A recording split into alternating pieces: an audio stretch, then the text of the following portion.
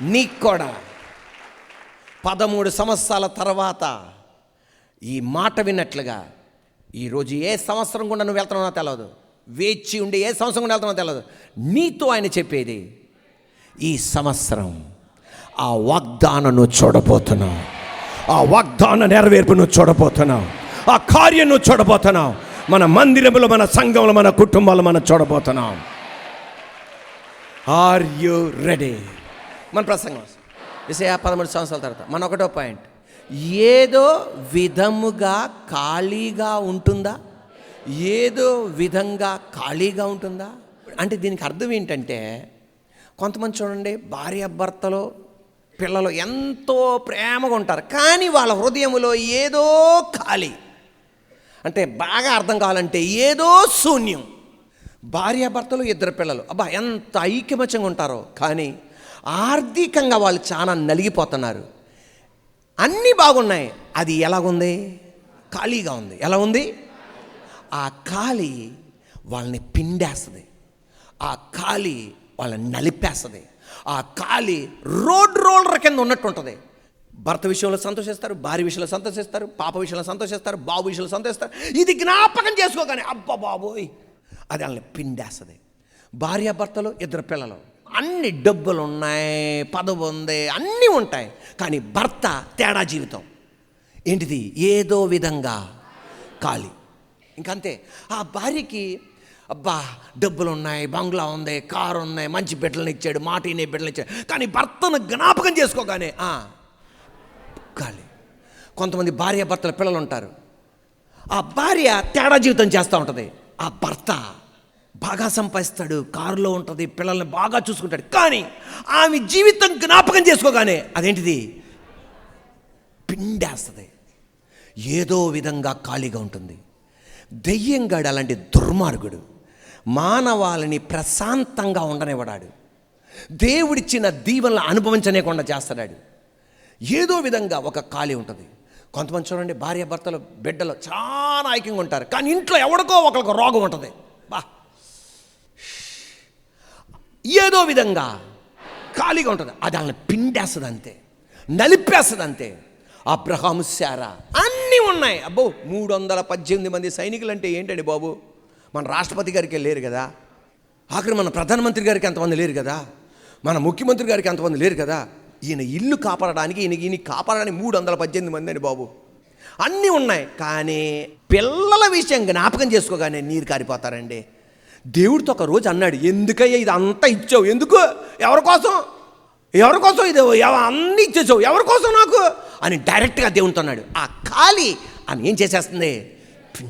ఈ రోజు నా వాక్యం వింటున్న నీతో చెప్పేది, ఏ విషయంలో నువ్వు ఖాళీ అయిపోతున్నావో నా దేవుడు అనేది, నేను సర్వశక్తి గల దేవుడని. అబ్రహాము, శారా అన్నీ ఉన్నాయి, ఆ బిడ్డను విషయం జ్ఞాపకం చేసుకుంటే నీరు కారిపోతారు. శారమ్మని కంట్రోల్ చేయలేరు, అబ్రహాముని కంట్రోల్ చేయలేరు. అసలు ఇక డిప్రెషన్లోకి వెళ్ళిపోతాడంతే, ఆ స్ట్రెస్లోనికి వెళ్ళిపోతాడంతే, ఆ ఒత్తిడిలోనికి వెళ్ళిపోతాడంతే, ఆ వేదనలోకి వెళ్ళిపోతాడంతే. ఏం జరుగుతుందో అసలు ఏం అర్థం కాదు, అంత దుఃఖంగా ఉండి వెళ్ళిపోతాడంతే. ఏంటిదేవా అన్నట్టు ఉంటుంది. మీకు తెలుసా, ఆ ఖాళీని నింపడానికి శారమ్మ, అబ్రహాం, ఆ ఖాళీని నింపడానికి శారమ్మ, అబ్రహాం, చాలా భయభక్తులతో చెప్తున్నాను, ఆ శూన్య స్థలం నింపడానికి అబ్రహాము, శారా ఏం చేశారు తెలుసా? దేవునికి ఇష్టం లేని పద్ధతి చేశారు. ఇంకొక స్త్రీని వారి హృదయంలోనికి తీసుకొచ్చేశారు, ఇంకొక స్త్రీని వారి కుటుంబంలోనికి తీసుకొచ్చేశారు. తద్వారా ఒక బిడ్డ జన్మించాడు. ఆ శూన్యం నింపడానికి, ఈ ఖాళీ నింపడానికి వాళ్ళ ప్రయత్నం, కానీ శూన్యం వల్ల కొండంత శూన్యం. ఏంటిది? కొండ పిఓటి పాట్, కొండంత శూన్యం అయిపోయింది. నీ బతుకులో కూడా అన్నీ బాగున్నాయి, ఏదో శూన్యం. బాబు మాట వినట్లేదనో, పాప మాట వినట్లేదనో, లేకపోతే భర్త విషయమో, భార్య విషయమో, లేకపోతే ఏదైనా సరే ఏదో విధంగా ఖాళీగా ఉంటావు. ఆ ఖాళీగా ఉండడానికి ఈ రోజున ఒక స్త్రీని నీ హృదయంలో తెచ్చేసుకున్నావా? ఒక పురుషుణ్ణి నీ హృదయంలో తెచ్చేసుకున్నావా? కుండంత శూన్యం ఈరోజు కొండంత శూన్యంగా మారిపోయి ఇంకా అధ్వానంగా నీ జీవితం ముందుకెళ్తుందా? అలాంటి పరిస్థితిలో దేవాది దేవుడు ఆ శూన్యములో అడుగుపెట్టాడు. నా దేవుడు, హల్లెలూయా! నా దేవుడిని ఎంటీ స్పేస్ని నింపగలిగిన స్పెషలిస్ట్ ఆయన. భూమి శూన్యంగా ఉంది, భూమి నిరాకారంగా ఉంది. నా దేవుడు అడుగుపెట్టి ఆ శూన్యాన్ని మొత్తం నింపేశాడు అంతే. ఈరోజు సర్వశక్తి గల దేవుడు చెప్పేది, ఆ శూన్యంలో దేవుడు అడుగుపెట్టి అన్నాడు, నేను సర్వశక్తి గల దేవుడని. ఈరోజు వాక్యం వింటుండగా కన్నీరు కారుస్తున్న తమ్ముళ్ళని చూస్తున్నాను. అన్నయ్య, నా శూన్యం నింపడానికి ఒక స్త్రీని తెచ్చుకున్నానయ్యా నా హృదయంలో. అన్నయ్య, నా శూన్యం నింపుకోవడానికి ఒక పురుషుని నా హృదయంలో తెచ్చుకున్నాను. ఇప్పుడు కుండగా ఉన్న స్పేస్, ఎంప్టీనెస్, శూన్యం కొండగా మారిపోయింది అన్నయ్య. గందరగోళంలో ఉన్నా నీతో నా దేవుడు చెప్పేది, I am El Shaddai, I am God almighty, సర్వశక్తి గల దేవుడని. నీ శూన్యం ఆయన నింపడం తెలుసు ఆయనకి. నీ ఆర్థికంలో ఉన్న శూన్యం నింపడం ఆయనకి తెలుసు. నీ ఇల్లు ఖాళీగా అయిపోయిందే, నీ శూన్యాన్ని నింపడం ఆయనకి తెలుసు. ఖాళీగా అయిపోయిన ఇశ్రాయేల్ దేశాన్ని నింపాడు ఆయన.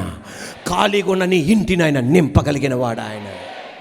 నేను సర్వశక్తి గల దేవుడని. ఎన్ని సంవత్సరాల తర్వాత అన్నాడు? ఆయన శూన్యం పోవడానికి ఈ కిరికిరి ప్లాన్ చేయడం వలన 13 సంవత్సరాలు కొండంత శూన్యం పోవడానికి కొండంత శూన్యం తెచ్చుకొని 13 సంవత్సరాలు అల్లాడిపోయాడంతే. ఆఖరికి పడదు, శారమ్మకి పడదు. అబ్బా, ఆఖరికి పడదు, అబ్రాహాంకి పడదు. శారమ్మకి పడదు, అబ్రాహాం పడదు. చూడటానికి చాలా వీరుడు, ధీరుడు, సూర్యుడుగా మంచోడుగా ఉన్నాడు, కానీ ఇల్లు గందరగోళం, శూన్యంగా. మరి 13 సంవత్సరాలు. ఈరోజు ఎన్ని సంవత్సరాల నుండి నీ శూన్యం పోవడానికి కిరికిరి ప్లాన్ చేసి ఇంకా కొండంత శూన్యములో వేదన అనుభవిస్తున్నాను. నీతో దేవుడు చెప్పేది, ఈ సంవత్సరం కాదు, ఈ నెలే నా దేవుడు నీ శూన్యములో అద్భుతం చేయబోతున్నాడు ఆయన. ఈ సంవత్సరం కాదు, ఈ నెల, నెక్స్ట్ ప్రభువుల లోపల కొన్ని కుటుంబాల్లో నా దేవుడు నీ శూన్యములో అద్భుతం చేయబోతున్నాడు. నేను సర్వశక్తి గల దేవుడని. ఏదో విధంగా ఖాళీగా ఉంటుందో, అబ్రహాము అన్నీ ఉన్నాయి. ప్రార్థనలో సూపర్, దేవునితో ఉన్న సంబంధం సూపర్, దేవునికి కాணிకలు ఇవ్వడంలో అబ్బబ్బబ్బబ్బా ఈయనకి మించినోడు ఇంకొకడు లేడు ఆ కాలంలో. ఎవరికన్నా దానగుణం చేయడంలో సూపర్, భార్యను ప్రేమించడంలో సూపర్, తన కింద ఉన్న వాళ్ళకే తన పిల్లలుగా చూసుకునేవాడు, అన్నిట్లో సూపర్. కానీ ఆ బిడ్డ విషయంలో రాగానే శూన్యం. నిద్ర పట్టని పట్ల ప్రార్థన చేస్తుండగా ఆ లోటు ఎప్పుడు కనబడుతుంది, ఉపవాసంలో కనబడుతుంది, దేవుని సన్నిధిలో ఉన్నప్పుడు కనబడుతుంది ఆ లోటు. కుమారుడు. ఈరోజు వాక్యం వింటుండగా అన్నీ బాగానే ఉన్నాయి. ఆ కుమారుడు మాట వినట్లా, ఆ కుమార్తె మాట వినట్లా, శూన్యం. ఆ కుమారుడు వివాహం జరగల, శూన్యం. ఆ కుమార్తె వివాహం జరగల, శూన్యం. బిడ్డలు బాగా చదువుకోవట్లా, శూన్యం. భార్య విషయంలో, భర్త విషయంలో, రాబడి విషయంలో శూన్యం. ఆ శూన్యంలో దేవుడు నేను విడిచిపెట్టేవాడు కాదు. నువ్వు పొరపాటు నిర్ణయం తీసుకున్నావని, నువ్వు దారి తప్పిపోయావని నా దేవుడు నేను విడిచిపెట్టేవాడు కాదు. నిన్ను ప్రజలు పక్కన పెట్టినా నా దేవుడు నిన్ను పక్కన పెట్టడు. ప్రజలు నిన్ను దూరం చేసినా నా దేవుడు నిన్ను దూరం చెయ్యడు. నిన్ను చిన్న చూపు చూసినా నా దేవుడు అన్నడు చిన్న చూపు చూడడు. నువ్వు పుట్టినప్పుడు ఎలా చూశాడో ఇప్పుడు కూడా నా దేవుడు అలాగే చూస్తున్నాడు. ఆయన దేవునికి అంగీకారంగా బతికినప్పుడు ఎలాగున్నావో ఆయన ఎలా చూశాడో, దేవునికి అంగీకారం లేని జీవితం చేస్తున్నప్పుడు కూడా నేను అలాగే చూస్తున్నాడు ఆయన. నేను సర్వశక్తి గల దేవుడిని. వివాహం చేసుకున్నావు, 2 3 ఒకరికొక బిడ్డలకే తల్లిదండ్రులు అయిపోయారు. ఇప్పుడు విడిపోవటం కుదరదు, కానీ నీ ఇల్లు శూన్యంగా ఉంది. నీతో స్పష్టంగా చెప్పేది, నేను సర్వశక్తి గల దేవుణ్ణి. వ్యాపారంలో అడుగు పెట్టావు, ఇప్పుడు బయటికి రాని స్థితి, అటు ముందుకెళ్ళలేవు, వెనక్కి వెళ్ళలేవు. నీతో చెప్పేది, నేను సర్వశక్తి గల దేవుణ్ణి. ప్రారంభించావు, మధ్యలోనే ఆగిపోయింది. నా దేవుడు అనేది, నేను సర్వశక్తి గల దేవుణ్ణి. ముందుకెళ్ళడానికి డబ్బు లేదు, మార్గం లేదు, నేను సర్వశక్తి గల దేవుణ్ణి. అన్నీ ఉన్నాయి, ముందుకెళ్ళలేకపోతున్నావు, సర్వశక్తి గల దేవుణ్ణి. మన మందిరానికి ఒక సహోదరి వస్తుంది, భార్యాభర్తలు 2 బాబులు. ఆ సహోదరికి ఒక రకమైన మరి ఏంటో తెలదు, కానీ ఈ చెవులో ఒక మాట వినబడిద్ది, ఈ చెవులో ఒక మాట వినబడిద్ది, ఈ చెవులో ఒక మాట వినబడిద్ది, ఇది ఆ చెవులో మాట అది దీవునికరమైన వాకులా? హాస్పిటల్కి వెళ్తే వాళ్ళకి అర్థం కావట్లా. ఆ డాక్టర్ గారు ఆశ్చర్యంగా చూస్తున్నారు, నాకు కూడా వినబడేట్టుందమ్మా అని నువ్వు చెప్తుంటే. ఇటు వినపడుతుంది, ఇటు వినపడుతుంది. స్పెషలిస్ట్ దగ్గర తీసుకెళ్ళారు, కుదరట్లా. ఇటు వినపడుతుంది, ఇటు వినపడుతుంది, అర్థం కావట్లా. ఒక హాస్పిటల్ తీసుకెళ్తే ఇక సైకాట్రిస్ట్, మానసిక హాస్పిటల్ దగ్గరికి, పిచ్చి హాస్పిటల్ తీసుకెళ్ళాయా ఇక మన వల్ల ఏది కాదని. అటువంటప్పుడు అన్నీ బాగున్నాయి, కానీ ఏదో విధంగా ఖాళీ ఉంటుంది. ఒక శుక్రవారం ఇక్కడ సాక్ష్యాలు చెప్తుండగా అందరూ వెళ్ళిపోయారంట. కొంతమంది ఇక్కడ ఉన్నారు ఏసీ హాల్లో. ఆమె కూర్చొని ఒక్కొక్క సాక్ష్యం వింటుంటే, ఇన్ని రోజుల నుండి నేను ఈ స్వరం వింటున్నా, నేను ఎక్కడి నుండి బయటికి వెళ్ళబోతున్నా, వీళ్ళని స్వస్థత పరచగలిగితే వాళ్ళు నీ బిడ్డలే. ఆ తర్వాత మీరు చెప్పండి. అది నాకు తెలిసి ఏసే కృపలన, వాళ్ళు నీ బిడ్డలే, నేను నీ బిడ్డనే, నాకు నువ్వు స్వస్థత ఇచ్చి తీరాలి. నేను పిచ్చి హాస్పిటల్కి వెళ్ళడానికి వీల్లేదు, నేను మానసిక హాస్పిటల్కి వెళ్ళడానికి వీల్లేదు. ఆ శుక్రవారం అలా ప్రార్థన చేసింది, బయటికి అడుగుపెట్టింది. నిన్నటి వరకు ఇక ఎన్నడూ రాదు. ఆ శబ్దమే వినపడకుండా నా దేవుడు చేశాడంతే. నేను సర్వశక్తి గల దేవుడిని. ఈరోజు ఆ సాక్ష్యం మీరు వినబోతున్నారు. ఈ సాక్ష్యాన్ని ఈ రోజున నీ జీవితంలో ఏం జరుగుతుందో నాకు తెలియదు. నువ్వు మందిరం నుండి బయటికి స్టెప్ అవుట్ చేస్తుండగా నా దేవుడు నీకు అది రుజువుపరిచి నువ్వు బయటికి వెళ్ళాలంతే. నా దేవుడు సర్వశక్తి గల దేవుడు. అరుణ గారు, ప్రియ సిస్టర్ గారు అరుణ గారు, ప్రియ తమ్ముడు వాళ్ళ అమ్మ ఒక పక్కనంతా అదో రకంగా మారిపోయేదంట. ఒక పక్కన కోపం వస్తూ ఉండేదంట, ఒక పక్కన బలహీనం. అది హాస్పిటల్ అర్థం కాదు, ఎక్కడ ఎవరికి అర్థం కాని స్థితి. దేవుని మహాకృప, దేవుని సన్నిధిలో ప్రార్థన చేశారు. డిసెంబర్ 1st వీక్ నుంచి బాగా అసలు బాడీ అంతా అసలు ఏమీ రెస్పాండ్ అవ్వనట్టు, భోజనం చేయటానికి కూడా మనసు అంగీకరించినట్టు, ఏ పని చేయనట్టు. ఒక పక్కన నువ్వు ఎలా తింటావో నేను చూస్తాను స్వరం, నాకే లెఫ్ట్ సైడ్ ఒకటి, రైట్ సైడ్ ఒకటి. లెఫ్ట్ సైడ్ ఏమో ఎలా తింటావో నేను చూస్తా. అసలు నువ్వు తినేటప్పుడు స్వరం వినపడతా ఉంటుంది, నాకే తెలుస్తుంది. కుడివైపు ఏమో ఎందుకు తినవు, దేవుడు నీతో ఉన్నప్పుడు నీకెందుకు జరగదు, నువ్వు తిను నేను చూసుకుంటానని ఒక పక్క. పడుకున్నప్పుడు కూడా ఏంటి నీ తలంతా ముద్దుబారిపోతే అలా నిద్రపోతున్నావు, లేచి నువ్వు ఇప్పటికిప్పుడే నీ దగ్గర ఎంత డబ్బులు ఉంటే అంత డబ్బులు తీసుకొని హాస్పిటల్కి వెళ్ళిపో. ఒక పక్కనేమో ఇలా స్వరం, ఇంకొక పక్కన ఈ స్వరం. దెయ్యం గడి చూడండి ఎలా ఆడుకుంటున్నాడు.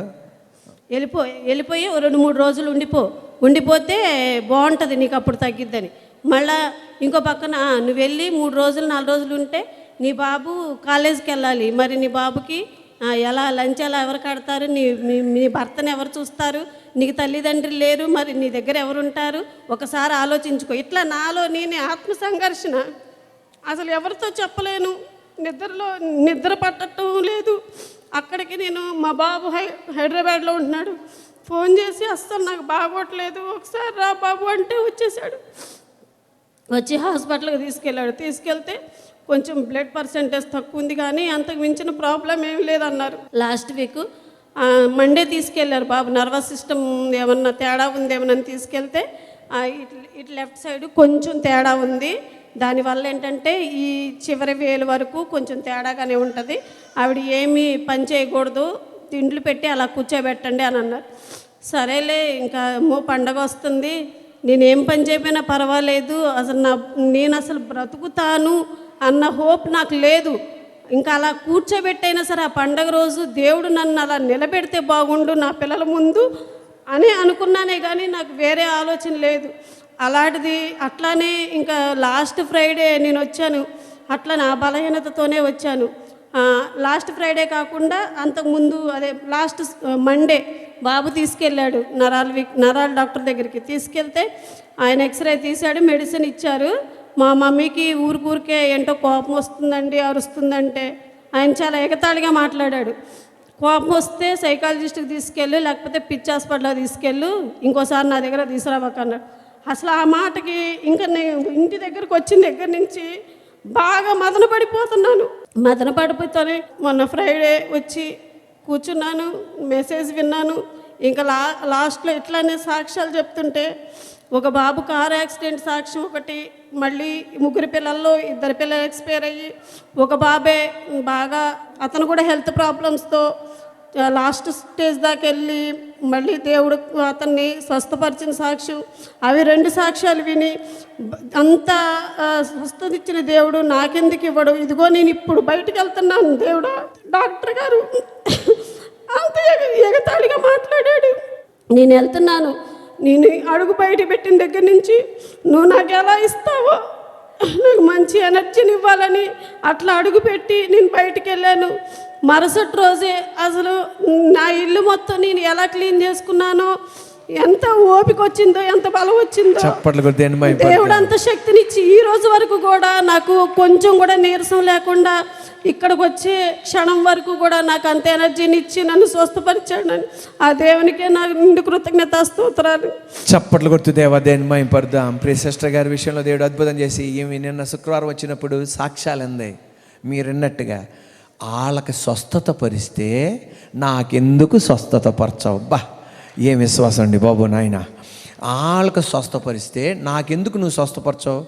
నేను మందిరం నుండి అడుగు పెడతానా, నేను స్వస్థతతోనే బయటికి అడుగు పెట్టాలి.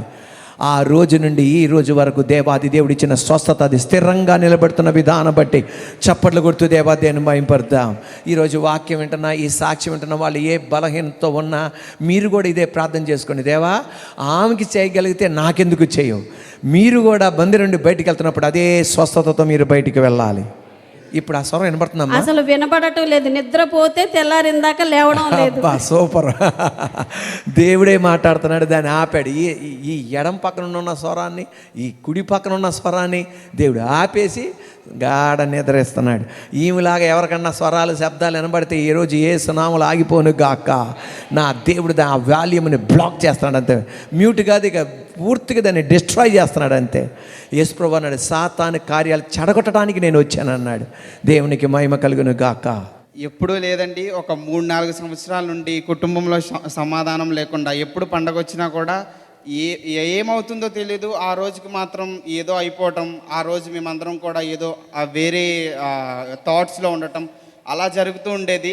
కానీ దేవుడు మహాకృపను బట్టి మేమందరము కూడా కుటుంబ సమేతంగా ఈ సంవత్సరం క్రిస్మస్ ఒక భిన్నమైన క్రిస్మస్గా దేవుడు మార్చారు. గట్టిగా చప్పట్లు కొడుతూ దేవా దేని మహిమపడదాం. యేసుకి మహిమ. నేను సర్వశక్తి గల దేవుణ్ణి. సర్వశక్తి గల దేవుణ్ణి అన్నది బైబిల్ గ్రంథంలో పాత నిబంధన కొత్త నిబంధన మొత్తం కలిపి 48 సార్లు కనపడుతుంది. ఫస్ట్ కనబడేది ఎక్కడ? ఆదికాండం 17:1. నేను సర్వశక్తి గల దేవుణ్ణి ఎన్నిసార్లు కనబడిద్ది? 48 సార్లు కనబడుతుంది. ఏ అబ్రహాం, బి నయోమి. ఏదో విధంగా ఖాళీగా ఉంటుంది. అసలు ఎందుకు ఖాళీ అయిపోతున్నారా బాబు, ఎందుకు మా కుటుంబం ఇలాగ అయిపోతుంది తెలవదు కొంతమందికి. నయోమి తన భర్త గారు 2 మగబిడ్డలు నిండుకుండా, ఏకుండా కరువు వచ్చిందని చెప్పేసి బెత్లెహేము విడిచిపెట్టి నిండుకుండగా ఉండ ఈ మనిషి ఎక్కడికి వెళ్ళిందంటే మోయాబు దేశానికి వెళ్ళింది. కానీ ఏదో విధంగా బాబా ఇక్కడ బాగుపడలేకపోతున్నారా బాబు, మరొక పట్టణంలో వెళ్ళి జీవిద్దాంరా నాయన, ఈ రాష్ట్రంలో బాగుపడలేకపోతున్నారా బాబు, వేరే రాష్ట్రంలో బాగుపడదాంరా నాయన, తెలంగాణలో బాగుపడలేకపోతున్నాం, ఆంధ్రాలో బాగుపడదాంరా బాబు అనుకుని వచ్చావు. నువ్వు ఇండియాలో బాగుపడలేకపోతున్నారా బాబు అని అమెరికాకి వెళ్ళావు. నువ్వు అడుగు పెట్టే ఉద్యోగాలు పోతున్నాయి అక్కడ. ఇండియాలో బాగుపడలేరా బాబు అని చెప్పేసేసేసి యూకేకి వెళ్ళావు. యూకేలో ఉన్న వాళ్ళందరినీ పంపించేస్తున్నా తిరిగి.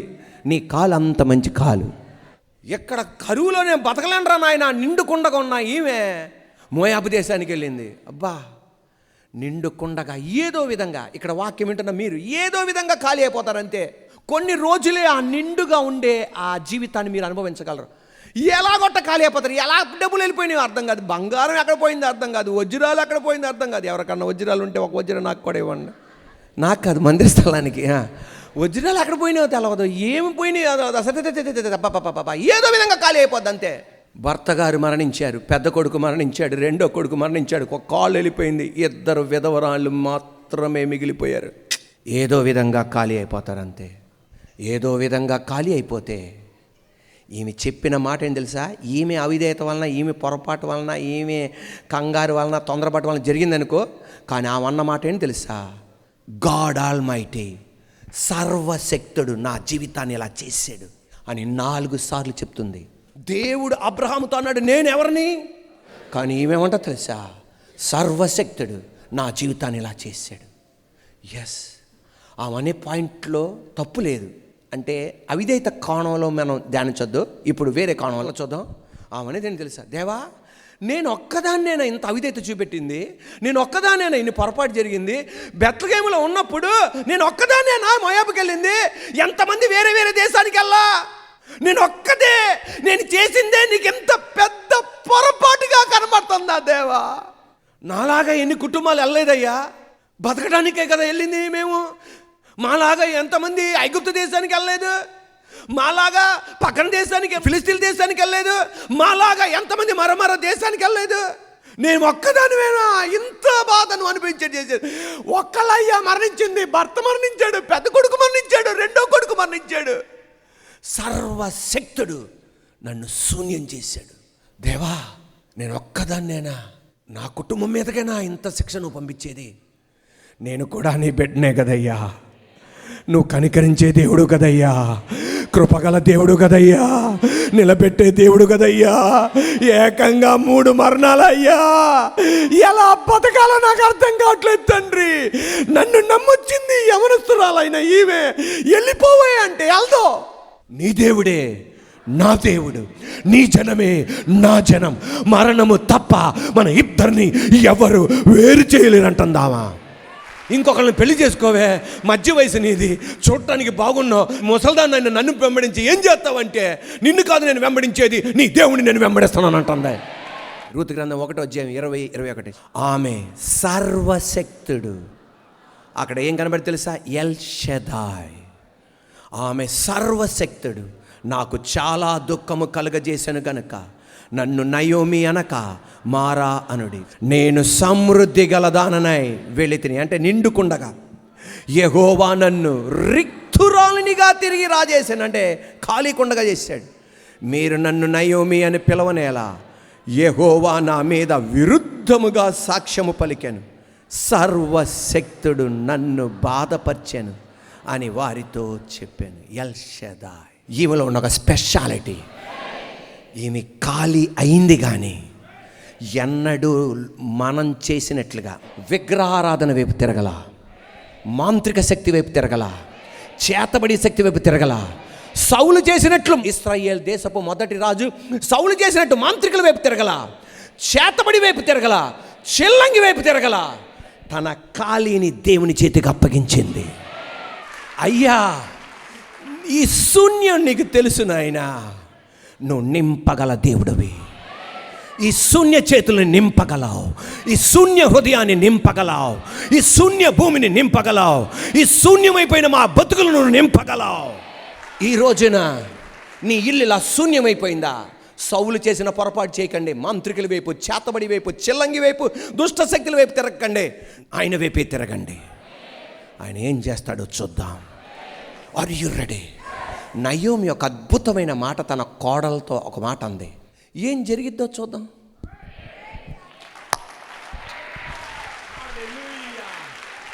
ఒక క్షణం దేవుడి చేతికి అప్పగించాం, మనం చేయగలిగింది మనం చేస్తున్నాం.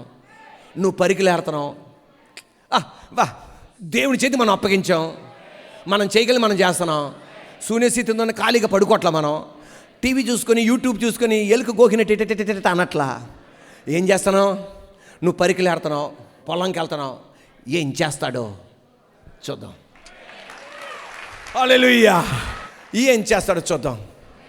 చెప్పండి. మన శూన్యస్థితిని దేవుని చేతికి అప్పగించాం, మనం చేయగలిగింది మనం చేస్తున్నాం, కష్టపడుతున్నాం, పరికిలేడుతున్నాం, వ్యాపారానికి వెళ్తున్నాం, ఆ పని చేస్తున్నాం, ఈ పని చేస్తున్నాం, కష్టమైనా కష్టపడుతున్నాం, ఇష్టం లేకపోయినా కష్టపడుతున్నాం, ఇష్టం లేకపోయినా శ్రమిస్తున్నాం. ఏం చేస్తాడో చూద్దాం. Are you ready? రూతు గ్రంథం 3:15. అప్పుడు ఆమె, నా కుమారి. బాబా, అత్తయ్య గారు అనేది ఏంటిది? అప్పుడు ఆమె, నా అంటే నా కుమార్తె, మై డాటర్. అత్త కోడల బంధం అలా ఉండాలా? అంతేగాని ఇక నేను చెప్పను మొదటి ఆరాధనలో, 2 ఆరాధనలో చెప్పను, 3 ఆరాధన చెప్పను, 4 ఆరాధన చెప్పను, కానీ చెప్తా. అరే రెడీ? అంతేగాని కోడిని తిడుతూ నీ కోళ్ళని తిట్టేయకూడదు, ఉల్లిపాయలను చూసి మీ కోళ్ళని తిట్టేయకూడదు. మీరు అలా తిట్టేవాళ్ళు కాదని నాకు తెలుసు, కానీ మీలో కొంతమంది ఉన్నారని దేవుడు అంటున్నాడు. నా కుమారి, అప్పుడు ఆమె నా కుమారి, ఈ సంగతి నేటి దినమున నెరవేర్చితేనే కానీ ఆ మనుష్యుడు ఊరకుండడు గనుక ఇది ఎలాగు జరుగునో నీకు తెలియ వరకు ఊరకుండమనెను. చూడండి, Ruth 3rd chapter 18th verse. Then Naomi said, wait my daughter until you find out what happens, for the man will not rest until the matter is settled today. ఏం జరుగుతుందో చూద్దాం. నువ్వన్నావు సర్వశక్తుడు ఇలా చేశాడని, నేను నీతో చెప్తున్నా సర్వశక్తుడు ఏం చేయబోతున్నాడా అని.